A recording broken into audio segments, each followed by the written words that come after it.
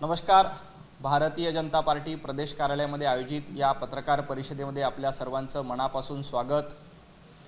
उभाटा गटाचा उद्या छत्रपती शिवतीर्थावर दसरा मेळावा होणार नाही तर विसरा आणि घसरा मेळावा होणार आहे। वंदनीय बाळासाहेब ठाकरे यांचे विचार विसरा, हिंदुत्ववाद विसरा, मराठी माणूस विसरा आणि महाराष्ट्राच्या लोकांवर घसरा अशा पद्धतीचा मेळावा शिवाजी पार्कवर छत्रपती शिवाजी महाराजांच्या पार्कवर होणार आहे।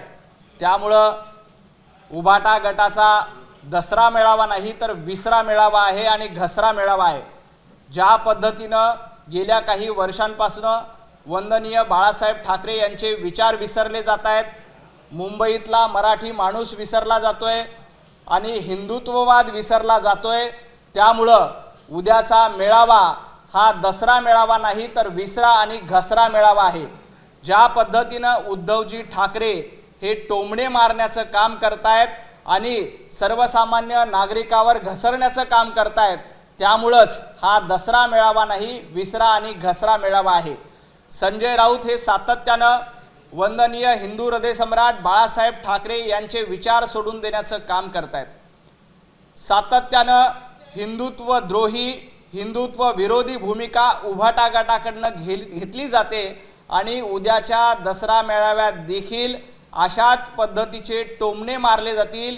एका बाजूला वंदनीय बाळासाहेब ठाकरे हिंदू हृदय सम्राट होते तर उद्धवजी ठाकरे हे टोमणे सम्राट आहेत आणि उद्याच्या दसरा मेळाव्यामध्ये टोमणे सम्राटाचं प्रतीक म्हणून उद्धवजी ठाकरे यांचं रूप आपल्याला बघायला मिळेल। त्यामुळेच बाळासाहेब ठाकरेंचे विचार विसरायचे, हिंदुत्ववादी विचार विसरायचे, मुंबईतला मराठी माणूस विसरायचा आणि अशा पद्धतीचा विसरा मेळावा आणि घसरा मेळावा आयोजित करायचा हे उभाटा गटाचं धोरण झालेलं आहे।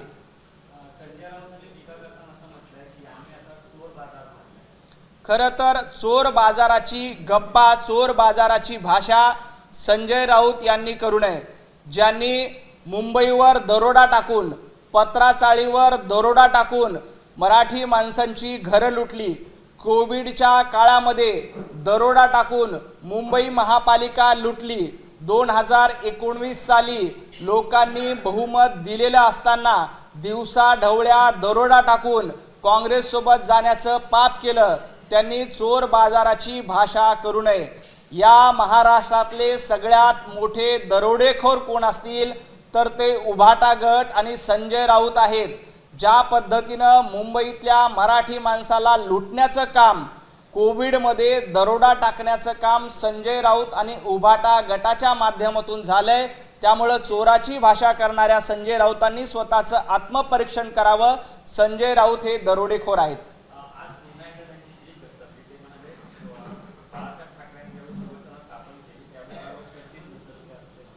खरं तर कोण कुठं काय मूत्र विसर्जन करत होतं हे संजय राऊत यांनी सांगू नये। वंदनीय बाळासाहेब ठाकरे यांनी जेव्हा शिवसेना स्थापन केली होती, संजय राऊत तुम्ही कुठे होतात?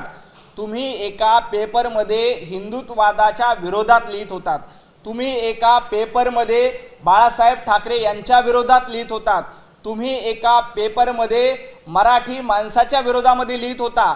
ज्या वेळेला वंदनीय बाळासाहेब ठाकरे यांनी शिवसेना स्थापन केली होती, संजय राऊत तुम्ही दुसऱ्याकडे चाकरी करत होतात। तुम्ही बाळासाहेब ठाकरे यांच्याबद्दल बोलू नका, शिवसेना स्थापनेबद्दल बोलण्याचा अधिकार तर राऊतांना नाहीच।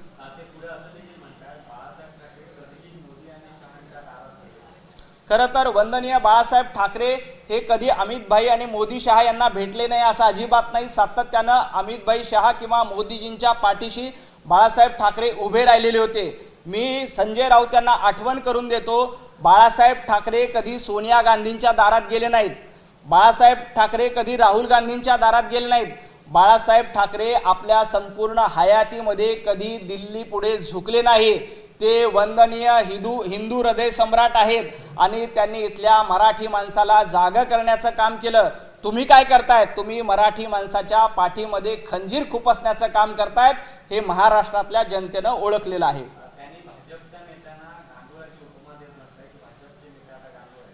खरं तर गांडूळ कोण आहे आणि गोचिड कोण आहे हे महाराष्ट्राला माहीत आहे। ज्या पद्धतीनं लोकांचं रक्त पिण्याचं काम गोचिड होऊन संजय राऊत आणि उभाटा गट करतायत, त्यामुळं महाराष्ट्रातले गोचिड हे संजय राऊत आणि उभाटा गट आहेत। महाराष्ट्राला लुटण्याचं काम, महाराष्ट्रातल्या मराठी माणसाचं रक्त पिण्याचं काम गोचिड होऊन कोणी केलं असेल तर उभाटा गटाने केलंय। गांडूळ हा खत निर्मिती करतो, तर गोचिड हा लोकांचं रक्त शोषित करतो। गोचिड हा परजीवी आहे, दुसऱ्याच्या रक्तावर जगणारी, दुसऱ्याची रक्त पिणारी हे कोण असेल तर ते गोचिड असतो। त्यामुळे संजय राऊत आणि उभाटागड हे गोचिड आहेत, त्यांनी इतराबद्दल बोलू नये।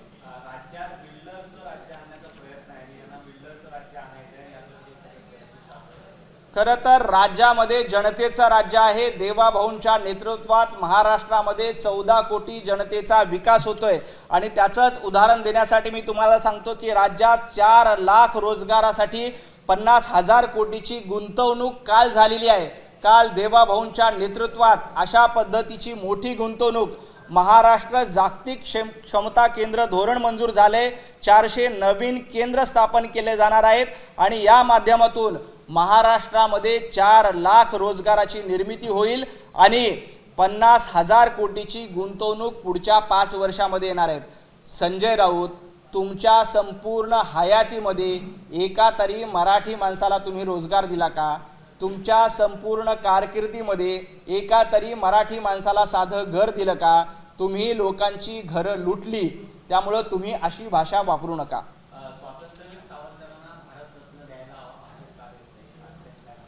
खरं तर वंदनीय स्वातंत्र्यवीर सावरकर हे आमच्यासाठी श्रद्धास्थान आहे। त्यांचा योग्य तो सन्मान भारतीय जनता पार्टी, पंतप्रधान नरेंद्र मोदी सातत्यानं करत असतात, परंतु तुम्ही ज्यांची चाटुगिरी करतायत ते राहुल गांधी सातत्यानं स्वातंत्र्यवीर सावरकरांचा अपमान करतायत। स्वातंत्र्यवीर सावरकरांबद्दल नको नको ते शब्द राहुल गांधी यांनी वापरलेत। संजय राऊत, तुमच्यामध्ये हिम्मत असेल तर तुम्ही राहुल गांधीला जाऊन जाब विचारा की स्वातंत्र्यवीर सावरकरांबद्दल तुम्ही असे अपशब्द का वापरतायत। स्वातंत्र्यवीर सावरकरांचं योगदान या देशाच्या स्वातंत्र्यामध्ये सगळ्यात मोठं आहे, परंतु ते राहुल गांधींना मान्य नाही। स्वातंत्र्यवीर सावरकरांचा विचार आम्ही घेऊन जातो। स्वातंत्र्यवीर सावरकरांचा सन्मान करण्याचं काम भारतीय जनता पार्टीने सातत्यानं केलंय, परंतु काँग्रेस आणि राहुल गांधी स्वातंत्र्यवीर सावरकरांचा सातत्यानं अपमान करतायत। माझा संजय राऊत यांना सवाल आहे, तुम्ही राहुल गांधीला जाऊन जाब विचारणार आहात का की यापुढे स्वातंत्र्यवीर सावरकरांबद्दल त्यांनी बोलू नये?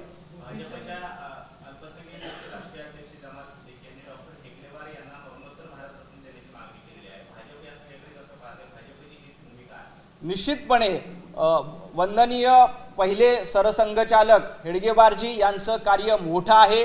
त्यांनी पहिल्यांदा हिंदुत्ववादी संघटना बांधली आणि देशातल्या हिंदूंना जागं करण्याचं काम केलं आणि त्यामुळेच त्यांच्या विचाराने आजपर्यंत संघाची 100 वर्षापर्यंत वाटचाल सुरू आहे। हे संघाचं शताब्दी वर्ष आहे आणि त्या निमित्ताने एक भारताचा सर्वोच्च सन्मान त्यांना देण्याचा विचार होत असेल तर त्याचा आम्ही निश्चितपणे स्वागत करू।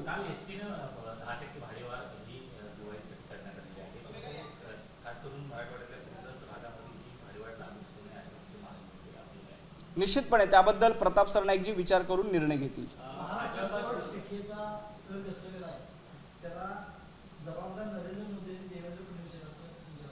खरं तर गल्लीत जरी काही झालं तर त्याला जबाबदार पंतप्रधान नरेंद्र मोदीजी आहेत, असं संशोधन संजय राऊत वारंवार करत असतात। महाराष्ट्रातली जी भाषा स्तर घसरलाय, महाराष्ट्रातली जी राजकीय संस्कृती रसातळाला गेली, त्याला जबाबदार कोण असतील आणि त्याचे शिरोमणी कोण असतील तर ते संजय राऊत आहेत। संजय राऊत ज्या पद्धतीनं रोज उठून मूर्खासारखी बडबड करतात आणि वाटेल त्या भाषेत, अश्लील भाषेमध्ये शिवीगाळ घेत आहेत, संजय राऊत त्याची सुरुवात तुम्ही केलेली आहे। महाराष्ट्राच्या राजकीय संस्कृतीमध्ये जाहीर व्यासपीठावर, पत्रकार परिषदेमध्ये तुम्ही ज्या पद्धतीची खालच्या भाषा वापरली ती भाषा इतर कुठल्याही नेत्यांनी वापरली नाही आणि ही संस्कृती घसरवण्याचं काम संजय राऊत यांनी केले।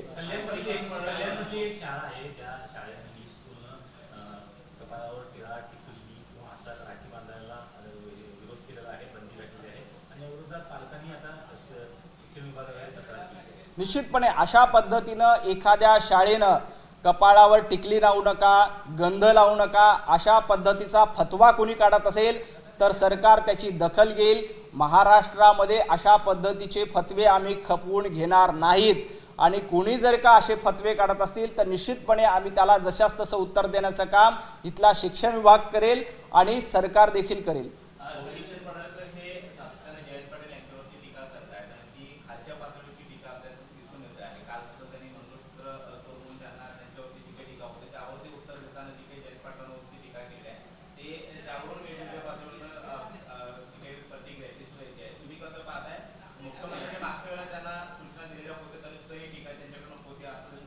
खरं तर गोपीचंदजी पडळकर यांच्याबद्दल नको नको ते शब्द वापरले जातात।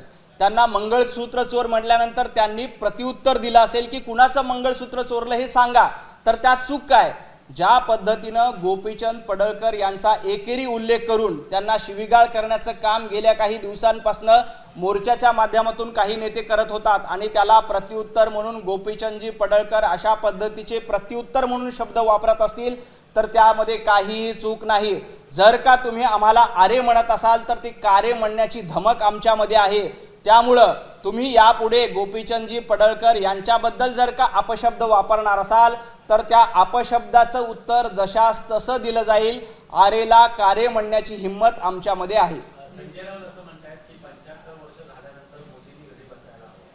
खरं तर पंतप्रधान नरेंद्र मोदीजी यांनी कधी निवृत्त व्हावं हे सांगण्याचा अधिकार संजय राऊत यांना नाही, कारण इथल्या 140 कोटी जनतेनं पंतप्रधान नरेंद्र मोदीजी यांना आशीर्वाद दिलेत। पंतप्रधान नरेंद्र मोदीजी यांना एकदा नाही, दोनदा नाही तर 3 वेळेला निवडून दिलेलं आहे आणि 2029 मध्ये सुद्धा पंतप्रधान नरेंद्र मोदीजी यांच्या नेतृत्वामध्ये निवडणुका होतील आणि महाराष्ट्रातील जनता, देशातील जनता मोदीजींना पुन्हा एकदा भरभरून आशीर्वाद देतील आणि ते चौथ्यांदा पंतप्रधान होतील। संजय राऊत, मोदीजींनी कधी निवृत्त व्हावं हे सांगण्याचा अधिकार तुम्हाला नाही। तुम्हाला लोकांनी घरी बसवलं, महाराष्ट्रातल्या जनतेनं तुम्हाला नाकारलं, त्यामुळे थोडीशी तुमच्यामध्ये लाज शिल्लक असेल तर आधी तुम्ही निवृत्त व्हा।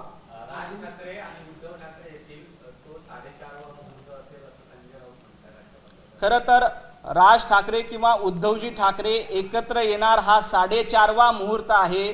तर जेव्हा राज ठाकरे आणि उद्धवजी ठाकरे वेगळे झाले होते तेव्हा कुठला मुहूर्त होता?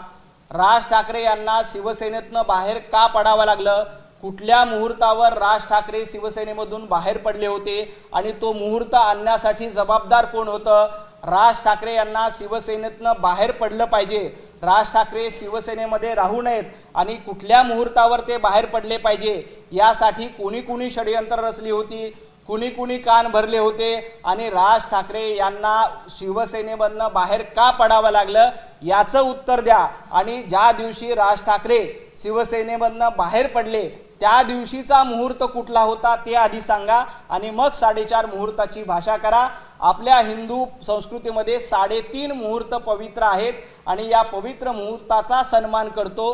राजजी ठाकरे ज्या मुहूर्तावर शिवसेनेमधनं बाहेर पडले होते ते मुहूर्त कुठला होता हे संजय राऊतांनी एकदा महाराष्ट्राला सांगावं।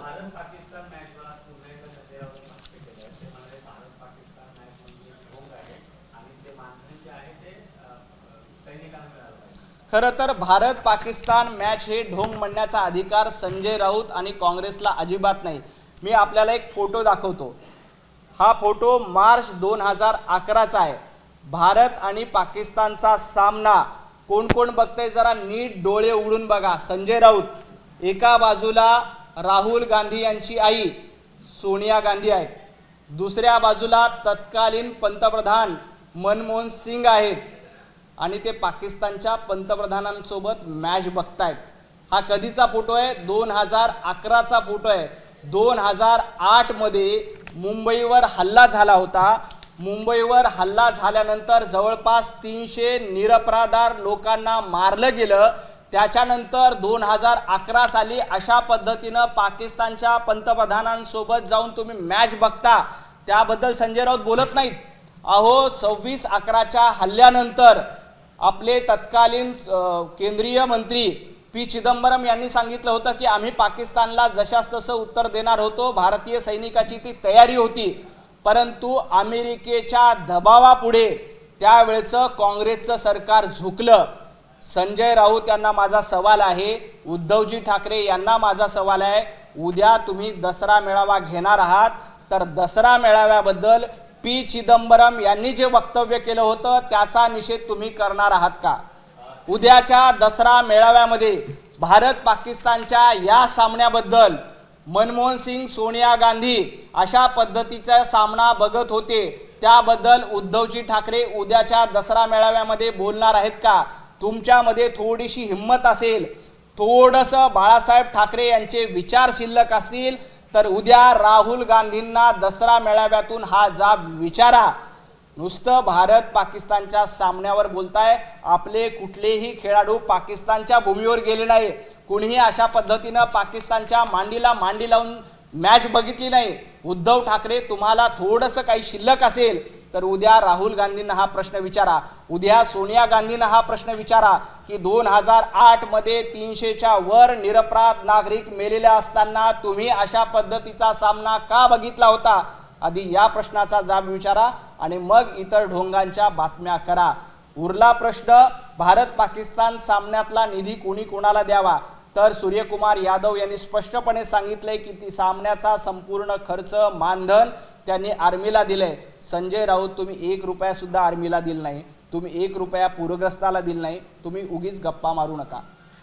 केंद्र सरकार शेतकऱ्यांना मदत का करत नाहीये? कारण शरद पवार ज्यावेळी केंद्रात होते त्यावेळी मदत आणली होती। खरं तर केंद्र सरकार महाराष्ट्राला भरभक्कम मदत करतं। देवाभाऊ अतिशय सक्षम आहेत। 4 दिवसापूर्वी देवाभाऊंनी पंतप्रधान नरेंद्र मोदीजी यांची भेट घेऊन सविस्तर माहिती पंतप्रधान नरेंद्र मोदीजी यांना दिले। येत्या 4 दिवसात सविस्तर अहवाल केंद्राकडे पाठवला जाईल, केंद्राकडनं देखील मदत होईल।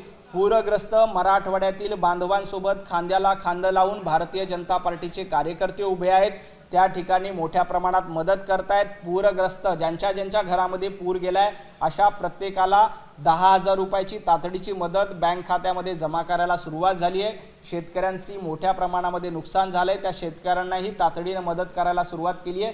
पहिला टप्पा म्हणून 2,500 कोटी रुपये दिलेत। येत्या 4 दिवसामध्ये संपूर्ण पाहणी झाल्यानंतर दुसऱ्या टप्प्याची मदत होईल। दिवाळीच्या पूर्वी संपूर्ण शेतकऱ्यांना त्यांचं झालेलं नुकसान भरपाई देण्याचं काम सरकारच्या माध्यमातून केलं जाईल। संजय राऊत किंवा उद्धव ठाकरे बांधावर गेले होते आणि उद्धव ठाकरे सातत्यानं सांगतायत की माझ्याकडे देण्यासारखं काही नाही, माझ्याकडे देण्यासारखं काही नाही। शेतकऱ्यांना प्रश्न विचारला की माझे हात रिकामे आहेत, तुमचे हात रिकामे आहेत पण तुमचे खिशे भरलेले आहेत, तुमच्या खिशाकडे हात जाऊ द्या आणि थोडीशी मदत आमच्या शेतकऱ्यांच्या बांधवांना द्या आणि मग अशा पद्धतीच्या गप्पा मारा।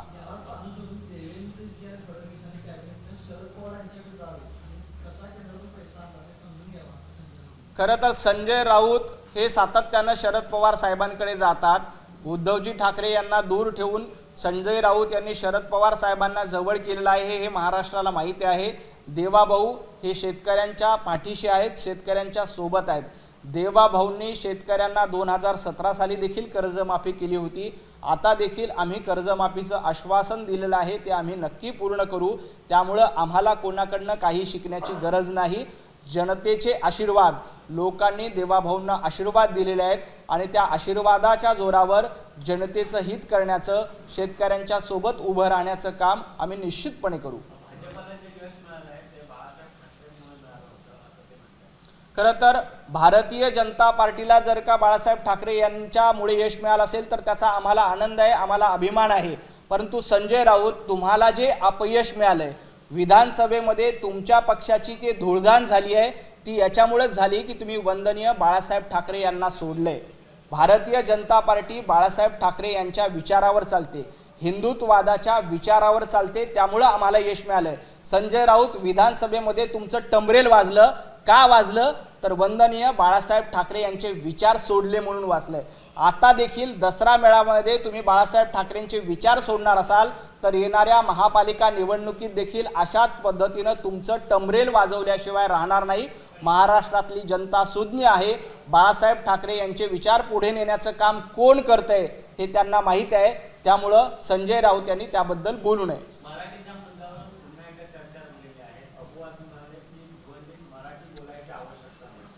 भिवंडीत काय, महाराष्ट्रातल्या प्रत्येक ठिकाणी मराठीच बोलावं लागेल. अबू आझमी सारखी पिलावळ, हिरवी पिल्लावळ अशा पद्धतीने मराठी द्वेष्टी भूमिका घेत असेल तर सरकार उत्तर द्यायला समर्थच आहे, परंतु इथली जनता देखील उत्तर देईल. माझा या निमित्ताने उद्धवजी ठाकरे यांना सवाल आहे, उद्याच्या दसरा मेळाव्यामध्ये अबू आझमीवर उद्धव ठाकरे टीका करणार आहेत का? अबू आझमीला उद्धव ठाकरे जाब विचारणार आहेत का? फक्त मतांसाठी काही लोकांचं लांगून चालन करण्याचं धोरण उभाटा गटाने गेल्या काही दिवसापासून स्वीकारलेलं आहे. त्यामुळं उद्धवजी ठाकरे, तुमच्यात हिम्मत असेल तर उद्याच्या दसरा मेळाव्यामध्ये अबू आझमीवर टीका करून दाखवा. उद्याच्या दसरा मेळाव्यामध्ये अबू आझमी यांची निषेध करण्याची धमक दाखवा. ती जर का धमक शिल्लक नसेल तर तुम्ही बोलू नका.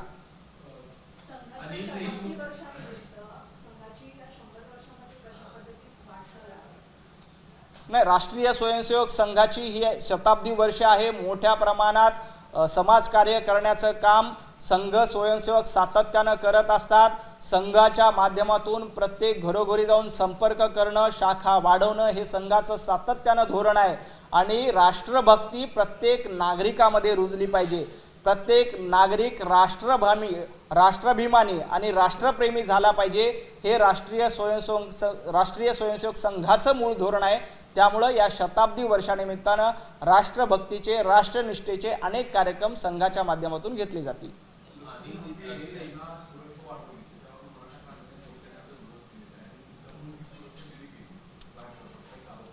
खरं तर यापूर्वी 2-3 वेळेला लक्ष्मण हाके यांच्यावर अशा पद्धतीचे हल्ले झाले. आपण देखील बघितले की त्यांच्या गाडीवर हल्ला झाला.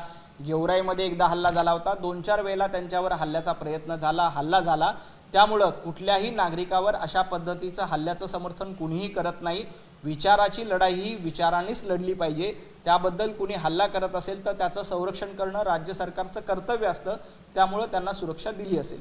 अनिल देशमुख यांच्यावर विधानसभा निवडणुकीत जो हल्ला झालेला होता, तो हल्ल्याची घटना ही पोलीस आणि फॉरेन्सिक तपासात खोटी निघाली असल्याचं समोर आलं. निश्चितपणे अनिल देशमुख यांनी विधानसभा निवडणुकीच्या तोंडावर आपला पराभव होतोय हे लक्षात आल्यानंतर एक राजकीय नौटंकी करण्याचा प्रयत्न केला होता आणि स्वतःच्या गाडीवर दगडफेक करण्याचा एक निष्क्रिय प्रयत्न त्यांनी झाला होता. त्यांना असं वाटलं होतं की अशा पद्धतीचा प्रयत्न केल्यानंतर आपण विधानसभा निवडणुका जिंकू, आपल्याला सहानुभूती मिळेल. परंतु तसं काहीही झालं नाही. अनिल देशमुख यांना लोकांनी घरी बसवलं, त्यांचा पराभव केला. आता ती नौटंकी होती हे पुन्हा एकदा पोलीस तपासातून सिद्ध झालं. त्याही वेळेला अनिल देशमुख यांनी डोक्याला रुमाल लावून बांधून आले होते आणि मोठी जखम झाली असं त्यांनी दाखवलं होतं. आणि 3 दिवसानंतर जेव्हा अनिल देशमुख मीडियासमोर आले होते तेव्हा त्यांच्या डोक्याला जखमेचा साधा खून देखील नव्हता, साधा वन देखील नव्हता. त्यामुळे ही नौटंकी आहे हे जनतेनं त्याच वेळेला ओळखलं होतं आणि आता पोलीस तपासामध्ये देखील ते उघड झाले. एबीपी माझा, उघडा डोळे बघा नीट.